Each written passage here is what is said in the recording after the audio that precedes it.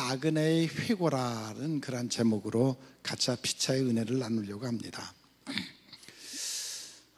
130년 동안 살아온 한 노인네가 나그네 인생을 살고 와서 자기의 모습을 오늘 우리에게 이렇게 쭉 얘기해 주는 그런 모습을 볼 수가 있습니다. 130년 동안을 아주 맹렬하게 살아왔는데 이제 마지막 그는 애굽 땅으로 얻어먹으러 가는, 빌어먹으러 가는 야곱의 한 슬픈 나그네의 인생길을 우리에게 보여주고 있습니다. 야곱이라는 사람은 참 무서운 사람이었습니다. 정말로 노력하는 사람이었습니다. 그는 복을 받는 일이라면, 잘 사는 일이라고 하면 정말 뛰고 싸우고 빼앗고 속이고 참고 견디고 애쓰면서 무단히 노력했던, 정말 눈물의 인생을 살았던 그런 사람이 바로 그 야곱이라는 그런 사람이었습니다.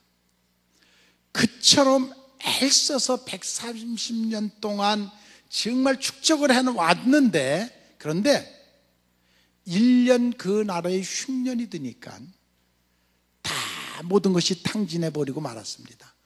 130년의 수고가 다 무너지고 말았습니다.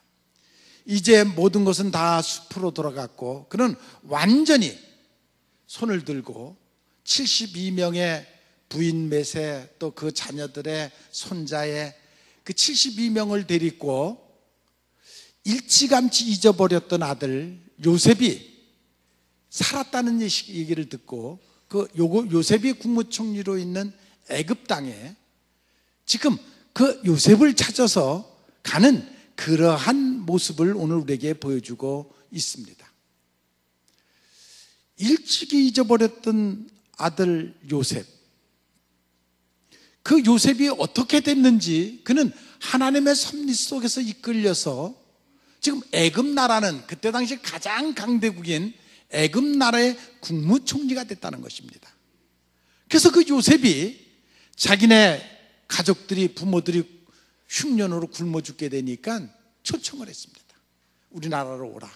임금으로부터 윤호를 받고 이제 초청을 했습니다. 그래서 이제 그가 그 식솔들을 거느리고 애굽 왕 앞에 가서 섰을 때 그 애굽 왕이 야곱에게 묻는 말이 네 인생의 나이가 몇이나 됐느냐라고 묻습니다. 그때 그 야곱이 대답하기를 내 나그네 길이 130년인데 뭐 조상들에게 비하면 그렇게 오래 사는 세월은 아니지만 그러나 참 130년을 돌이켜보니까 험악한 세월을 살아왔다. 슬픔과 수고의 인생을 살아왔다. 자기의 허탄한 인생을 여기서 고백하는 그러한 모습을 볼 수가 있습니다.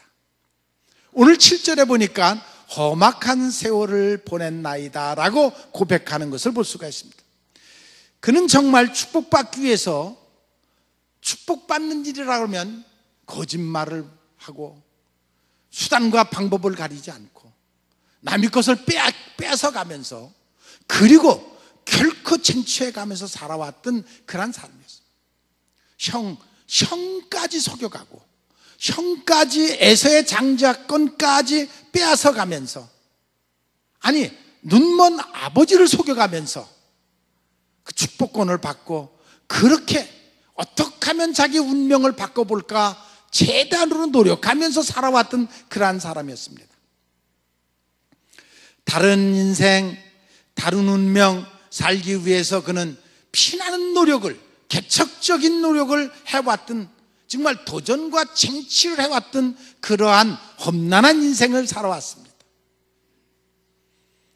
그런데 그 성격에도 한 가지 하나님이 보실 때 그 장점이 하나 있었는데 그 장점은 무엇이냐면 내가 비록 그렇게 험하게 살고 속이고 거짓 별짓을 다 하면서라도 오직 하나님께 축복받겠다. 그것만은 분명했습니다. 하나님으로부터 내가 복을 받고 살겠다라는 그것만은 하나님께 인정받고 하나님 앞에 복을 받고 살겠다는 그 축복의 갈급함은 그에게 분명했었습니다. 그 장점이 그 축복관이 그로 하여금 하나님 앞에 인정을 받았습니다. 인생이 노력을 해도 거기 알파가 있습니다. 하나님이 돕지 아니하면 안 됩니다. 우리는 세상 사람, 육에 속한 사람들과 다릅니다. 영에 속한 사람은 아무리 노력해도 마지막 하나님이 돕지 않으면 안 됩니다. 하나님의 도우심이 있어야 축복을 받을 수가 있습니다. 내가 노력만 하는 것 가지고 되는 것이 아니라 거기에 알파, 하나님의 은혜가 있어야 됩니다. 여러분 믿습니까? 하나님의 은혜가 있어야, 그래야 축복을 받습니다. 바로 야곱은 그것으로부터 하나님 앞에 인정을 받았습니다. 그는 자기 분수 이상의 것을 추구하는 사람이었습니다. 자기 것 가지고는 만족이 되질 않습니다. 누구한테 한 톨도 빼앗길 수가 없습니다. 기회만 있으면 빼앗어서라도 내 것을 만들겠다는 그러한 심보를 가지고 살았던 사람이었습니다. 결국 복은 받았지만 결국 인생 말년에 긴 세월 정말 나그네 삶을 사는, 모든 것을 다 흉년으로 날려보내고, 그리고 지금 곡식을 구걸하러 가는 그러한 사람으로 변한 그 모습을 볼 수가 있습니다. 형을 속인 죄, 아버지를 속인 죄, 그리고 그것으로 인해서 형이 죽이려고 하니까 도망을 가갖고 외삼촌네 집으로 도망을 가서 무려 외삼촌으로부터 20년 동안 머슴살이를 했습니다. 자, 그가 형을 속인 죄는 잠깐 몇 시간 동안이었습니다. 아버지를 속인 죄도 1시간도 안 됐습니다. 그런데 그 야곱은 자기 자식들에게 요셉이 죽었다고 속아서 20년을 울부짖으며 늘 마음에 그 고통을 품고 20년을 살았습니다. 또 그가 라헬을 좋아해서 그 결혼하려고 했는데 외삼촌이, 야, 밤에 자고 나서 보니까 첫째 딸, 자기가 좋아하지 않는 첫째 딸이 들어와 있어서 다시 나는 그 라헬과 결혼하겠다 했더니, 또 그럼 네가 7년간 머슴살이를 해라. 외삼촌에게도 20년을 속았습니다. 잠깐 자기는 속이려고 했지만 그 속임이 자기에게 돌아오는 것은 몇십 배로 확대돼서 자기에게 돌아오는 그러한 모습을 볼 수가 있습니다. 일생 동안 누구를 믿을 수 없는 고독한 인생을 살아갔던 그 야곱, 그 야곱의 인생을 우리는 볼 수가 있습니다. 끊임없이 이 세상이라는 것이 속고 속이는 세상이, 바로 야곱이 그러한 인생을 살아왔던 그런, 그는 화목이니 화평이니 수단과 방법을 가리지 않고 내 것을 쟁취하려고 하는 그러한 인생을 살았던 그러한 사람이었습니다. 그랬던 그가 야복강가에서 이제 정말 고독해서 이제는 정말 아무 소망이 없구나 할 때에 그가 그곳에서 호련히 잠을 자다가, 그때 그곳에서 그는 하나님을 만납니다. 하늘에서 하늘문이 열리고 천사들이 사닥다리가 오르내리는 그러한 모습을 보면서 그때서 비로소 그의 삶에 변화가 일어나는 것을 볼 수가 있습니다. 형을 속이고 외삼촌네 집에 갔다가, 물론 하나님이 약속하신 대로 축복을 받아서 다시 축복받았을 때 외삼촌네 아들들이 죽인다고 하니까 또 고향으로 도망오다가, 그는 그곳에서 정말 하나님의 음성을 기억하고 10년 전에 세금에 그 하나님과 약속했던 야복강가에서 그 약속을 잊어먹고 세상으로 내려갔다가 결국 그곳에서 강간을 당하고, 딸이 강간을 당하고 여러 어려움을 겪으니까 그때서야 비로소 다시 과거를 회상하고, 아, 내가 큰 실수를 했구나, 하나님께 약속한 것을 어겼구나, 그리고 돌아와서 새로운 인생을 살아가는 그러한 모습을 볼 수가 있습니다. 어려움을 겪으면서야 비로소 베델로 돌아가자, 하나님을 만난 곳으로 다시 돌아가자 하고 회복하는 그의 인생의 모습을 볼 수가 있습니다. 예정대로라면 제가 오늘 여러분들에게 마지막 설교를 하는 그런 날이었습니다. 제가 담임 전도사까지 한 것을 생각하면 42년 동안 목회를 했습니다. 이제 그 42년 동안의 목회를 마무리하는 그 설교를 사실은 오늘 하려고 했는데, 가게 된 문 목사님 그 문제가 잘 해결이 안 돼서 한두 줄을 지금 제가 더 하게 됐는데, 돌이켜보면 인생 70이 꿈같이 지나갔습니다. 요새 이삿짐을 싸다가 사진을 보니까 저희 집사람하고 저 결혼할 때 사진을 볼 수 있어요. 그 40년이 꿈같이 지나갔어요. 지금도 보니까 좀 서먹한 게, 제가 그냥 잠바 입은 채로 우리 사람 드레스 입고 저는 잠바 입고 그리고 결혼식을 했더라고요. 그런 세월을 저는 태어나기를 인천 한국화약공장에 관사에서 태어났어요. 그래갖고 전쟁이 일어나니까 이 한국화약공장이 제주도로 옮겨갔어요. 그래서 저도 제주도로 같이 우리 가족들이 다 제주도로 가갖고 거기서 제가 살다가 학교 전쟁이 끝나고 수복되면서 다시 한국화약공장이 인천으로 올 때 같이 와가지고 제가 학교 갈 무렵에 다시 인천에 와서 학교를 다니게 됐는데, 우리 집 주소가 인천시 고잔동 63번지예요. 그런데 그때 당시 주민등록번호는 참 제가 그걸 자랑스럽게 생각했는데, 뒷번호가 00007번이에요. 그래서 제가 007 늘 그렇게 제 주민등록번호가 그랬댔어요. 그것은 다시 말해서 최고 바닷가에 산다는 그런 얘기예요. 산골에 살았다는 그런 얘기예요. 제가 농촌 계몽 사업을 하기 위해서 시골에 간 얘기는 지지난주인가 언제 제가 말씀을 드렸어요. 학교가 하도 그때는 데모가 일어나고 뭔가 행동하는 양심, 민주주의를 찾기 위해서 다 데모하는데, 난 데모하기는 싫고 싸우기는 싫고, 그래서 농촌 계몽 사업을 가자. 그래서 농촌에 갔던 얘기를 했어요. 오늘은 제 2막, 내 인생의 2막, 내가 왜 목사가 됐느냐 하는 얘기를 좀 말씀을 드리려고 해요. 이제 시골에 나가서 농촌 계몽 사업하면서 학교를 짓고 애들을 가르치고, 그리고 저는 운동을 했던 사람이니까 거기 가서도 새벽 되면 꼭 산에 올라가 갖고 계속 운동을 했었댔어요. 눈이 오나 아무리 더워도 산에 올라가서 계속 운동을 했는데, 어느 날 운동을 하고 이렇게 내려오는데 1월 달이에요. 87년인가 88년인가 그쯤인데 굉장히 추울 때인데 눈이 막 무릎 위에 차는데, 산에서 내려오다 보니까 여기저기서 웅성웅성하는 그 사람 소리가 들려요. 그래서 이상하다 그래 가봤더니 한 대분이 비닐을 하나 쓰고 방석 하나 깔고 그 추운데 그 산속에서 밤새도록 기도를 하고 있더라고요. 깜짝 놀랐어요. 극기 훈련하면 내가 최고인 줄 알았는데 그분들을 보는 순간 나는 정말 무너졌어요. 이렇게 죽도록 이렇게 비닐을 들춰보니까 노인네 한 분이, 그때니까 노인네죠. 아무튼 그분이 저를 쭉 보더니 첫 마디가, 하나님이 왜 이 산속에 와서 우리에게 기도하게 했는지를 몰랐다가 자네 보니까 이제는 그 뜻을 알았네. 내 오늘 아침 먹을 때에 아침에 자네 집 올라와서 만납시다. 그래요? 그럼 그렇게 하시자고. 그러고 제가 아침에 아침 식사할 무렵에 그분들을 찾아갔어요. 찾아갔더니 여러 말 하지 않아요. 자네 신학하게.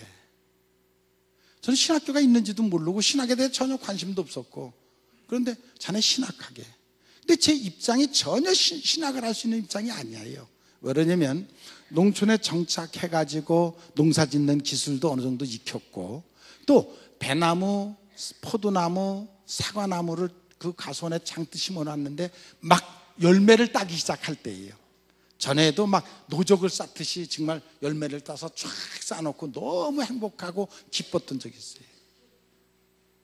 그렇게 즐거웠던 때인데, 그런데 신학을 하려는 거예요. 그럼 그 농사를 누가 져요? 또 우리 집사람은 군대 생활하면서 계속 군대 생활하면서 딸을 낳는데, 그 사라를 낳는데 그거 내가 봐줘야 돼. 내가 해봐야 돼요. 내가 신학할 수 있는 입장이 안 돼요. 아, 무슨 소리냐고, 내가 무슨 신학을 가느냐고, 든 척도 안 하고 돌아서서 막 오려고 하는데 제 뒤에 그런 소리가 들려요. 하나님 말씀 안 들으면 죽는 수가 있어. 야, 그 참 기분이 굉장히 나쁘더라고요. 하나님 말씀 안 들으면 죽는 수가 있어. 근데 그러고 집에 왔는데 그날부터 일이 안 돼요. 잡히지가 않아요. 그게 머릿속에서 맹맹 도는 거예요. 그래서 어쩔 수 없이 얼마를 지났는지 모르는데 내가 수소문해서 그 말을 한 분을 찾아갔어요. 그랬더니 고신측 학장이더라고요. 그 찾아가 갖고 그 전때 하신 말씀을 좀 취소해 달라고. 그랬더니 이 젊은이 아직도 정신 못 차렸네. 그건 내가 한 말 아니야. 하나님이 하신 말씀이야. 제가 할 말이 없더라고요. 그래서 제가 그러면 제가 신학은 하겠는데 그럼 목사는 하지 말라, 하란 말 하지 말라고. 이 사람아 해보고 난 다음에. 그래서 어쩔 수 없이 신학을 다니기 시작한 거예요.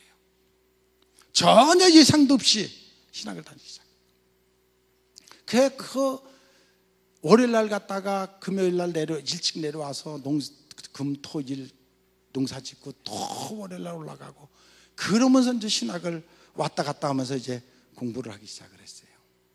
근데 목회할 생각은 하지 않았기 때문에 그냥 신학을 아는 데 의미가 있었기 때문에 제가 수도학을 했어요. 그 중에서 목회학을 한 게 아니라 수도학을 했어요. 기도하는 거, 수도사들. 그것을 제가 중점적으로 논문도 그걸 썼어요. 그런데 어느 날 학교를 갔다가 내려오는데 버스를 이렇게 타고, 그때는 비포장도로였으니까요. 비포장도에 막 내려오는데 갑자기 성령이 내 속에 들어왔어요. 강하게 뜨겁게 역사를 하는데 견딜 수가 없어요. 내가 어느 날 어느 교회, 돌로 만든 교회인데 그 교회 가서 설교를 시작하는 거예요. 지금. 그리고 거기서 하고 있는 거예요. 지금 제가요. 미쳤죠. 완전히 미쳐버린 거예요. 버스 운전선대 손짓을 하고 씌워달라고 그래갖고 내렸는데 도저히 뜨거운 가슴을 갖고 집에 갈 수가 없어요. 그래서 제가 한월산 기도원으로 갔어요. 한월산 기도원에 가갖고 성령의 수술을 받았어요. 심령을 도려내는 그 아픔의 큰 수술을 제가 받았어요. 정말 피를 철철 흘리는 그런 수술을 제가 받고, 그때서야 제가 목사하겠습니다 항복을 했잖아요. 그래서 제가 지금 목회를 하게 된 것이에요. 야곱이 바로 왕에게 나의 인생 130년의 수고와 슬픔뿐이라고 여기서 지금 고백을 하는데, 저는 제 인생 70이 너무 행복했습니다. 너무 하나님의 축복 속에 살았습니다. 정말 하나님의 은혜가 넘치는 그러한 삶을 살았습니다. 이것은 내가 잘나서가 아니라 오직 온전히 하나님의 은혜였습니다. 그 하나님의 축복 속에 살았어요. 모르긴 해도 대한민국 목사 중에 제가 제일 풍요롭게 살아온 것 같아요. 제가 양문교회 맨 처음에 갔더니 먼저 전임자가 가게마다 국수 갖다 먹는 빚을 져갖고 그대로 있더라. 그때 당신 목사들이 그렇게 어려울 때예요. 그런데 하나님께서 하나님을 만나고 하나님의 은혜 속에서 정말 그렇게 큰 축복 속에 살았고, 제가 감독이 되는 것도 정말 저 혼자 단독으로 추대받아서 돼가지고, 그것도 제가 무슨 연줄이 있습니까? 우리 집안에 누구 예수 믿는 사람 있습니까? 목사가 있어요? 아무도 없어요. 그런 제가 그렇게 된 것도, 그것도 큰 축복이에요. 그리고 큰 사고 없이 42년의 목회를 잘 마치게 됐습니다. 목회 생활 경제적으로 어려움 당하지도 않고, 또 목회를 돕는 여러 좋은 분들을 많이 만났죠. 그 중에 가장 감사한 것은 저희 집사람이죠. 제가 전 세계를 다니면서 설교를 했습니다. 수십 개 나라에 가서 설교를 했고, 설교할 때마다 저희 집사람이 가서 특송을 했고, 그런데 저한테 설교 듣고 은혜 받았다는 사람은 못 만나봤어요. 근데 저희 집사람의 그 특송을 듣고 와서 눈물을 흘리면서 은혜 받았다는 사람은 무척 많았댔어요. 또 감사한 것은 42년 목회하면서 아직 병원에 가느냐고 설교를 못 해본 적이 없었댔어요. 저나 저희 집사람이나 참 타고난 건강, 그건 하나님의 은혜예요. 하나님의 축복이에요. 그 정도로 하나님이 저에게 많은 축복을 주셨어요. 42년 목회를 마치면서 제 인생에, 제 인격에 어디 특별히 기스날 정도로 어떤 상처를 입은 적도 없었댔어요. 정말 하나님의 은혜 속에서 모든 일들이 수월하게 내 마음대로 잘 되어갔고 하나님 앞에 그런 대로 쓰임 받았습니다. 글쎄, 우리 김선미 집사님이 본부에서 일하니까 목사님이 감독할 때만 일을 했대는 거예요. 그렇게 큰 일들을 목사님 때만 그렇게 해냈다는 거예요. 자랑이, 아무튼 자랑은 아니지만 그런 소리를 들을 때 또한 굉장히 마음이 기뻤습니다. 이제는 제가 제 자신을 알고 마음을 접을 때가 됐습니다. 사실 이번 주 목요일날 이사를 하려다가 한 2주 지금 늦춰졌는데, 저에게 지금 마지막 주어진 일이, 이제는 그건 다음 목사하고 제가 의논할 일이지만, 제가 2월 달에 아프리카 학교 진거 봉헌식을 하기로 약속을 선교사하고 해놓고, 지금 그것은 이제 다음 후임자가 오면 제가 얘기를 해서 어떤 결정을 해야 되고, 5월 달에는 또 러시아의 감리교 신학대학에 가서 3주간 강의를 하게 돼 있어요. 그래서 그 약속이 지금 2가지가 남아 있어요. 저는 그래서 내년에는 좀 푹 쉬자, 여행 그냥 가볍게 아무 사명감 없이 그냥 놀러 가는 마음으로 여행을 다니면서 좀 마음대로 푹 쉬자, 그런 결심을 했는데 그것도 마음대로 안 되는 것 같아요. 걸음을 정하시는 이는 여호와세요. 그런 마음을 품고 지난 월요일 날 제가 별장에 가서 앉아 있으면서 이제 정말 자유가 이런 거로구나, 자유를 만끽하면서 이제는 정말 자유롭게 한번 쉬어보자 마음을 먹었는데, 오전에 어떤 분이 전화가 왔어요. 감독님 뵙고 싶은데, 기도 좀 받고 싶은데 찾아뵈도 되겠어요? 그러길래 누구냐고 물어봤더니 어떤 권사님이신데, 여기 우미리 교수라는, 저하고 지금 협성대학교에서 같이 강의를 하고 있는 우미리 교수라는 여자분이 있는데, 그분이 하남에서 목회를 해요. 목회를 하는데 교인도 많지 않은 개척교회예요. 근데 그 우미리 교수가 언젠가 저한테 자랑을 한번 한 적이 있어요. 자기네 교회에 아주 굉장한 분이 한 분이 계시는데 리모델링도 다 해주고, 교회 거의 지금 이 운영해가는 모든 헌금을 다 그분이 하고, 그래서 지금 그냥 교회가 그렇게 지탱되고 있다고 했던 분이 있어요. 근데 바로 그분이세요. 그 교회 권사님이세요. 그래서 그럼 오후에 오라고. 어디 계시냐면 집이 강남이래요. 강남인데 그럼 오후에 오라고. 그러고 찾아오셨어요.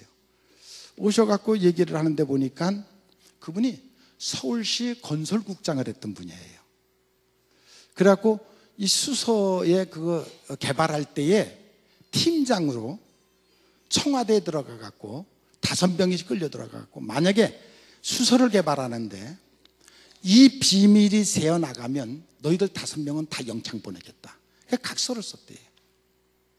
그리고 이제 그 팀장으로 사명을 받아서 자기가 수서를 개발하는데, 그래서 와갖고 수서를 이렇게 갔더니 자기가 보니까 그 수서 개발의 가장 요지인데 그 땅이 10,000평인데 나왔더래요. 근데 얼마씩 얘기를 하냐 그랬더니 4만 원을 달라고 그러더래요. 4만 원.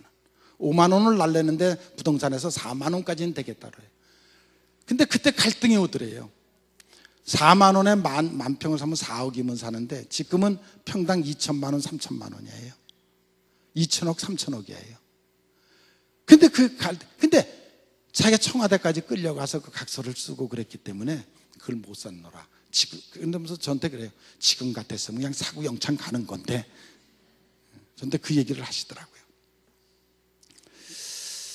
그리고 난 다음에 자기가 이제 사표를 내고 이 서울공항 그 건설을 자기가 했대요. 그 사표를 내고 서울공항, 지금 여기 성남에 있는 공항 공사를 자기가 했다고 해요. 지금은 강릉내에 와가지고 강릉내 산을 이렇게 택지를 만들어 가지고 집을 8개를 짓고 있더라고요. 8동을 집을 짓고 이제 분양을 하기 위해서 집을 짓고 있다.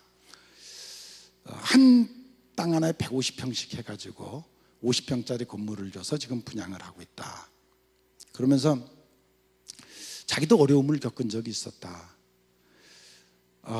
중고등학교를 다 맡아서 큰 걸 짓는데 그때 자기가 철근 40만 원씩 할 때, 한 1톤에 40만 원씩 할 때 견적을 냈는데 그것이 그 베이징 올림픽인가 때문에 120만 원씩 올라갔대요.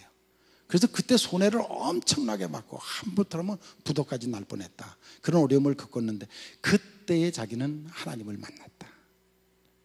그때 하나님을 만나가지고 신앙생활을 하는데 지금까지 이렇게 열심히 하면서 정말 하나님의 은혜 속에 살고 있다.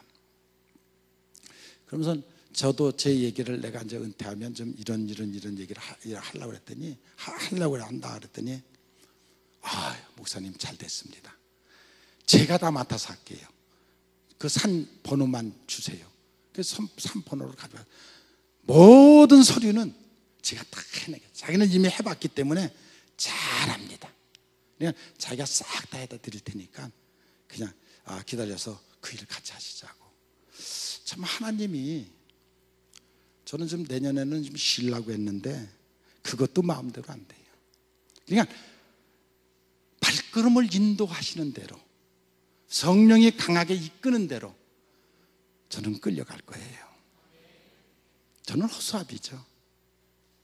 하나님이 인도하시는 대로, 역사하시는 대로, 그러면 그 열매는 하나님이 맺게 하실 것이에요.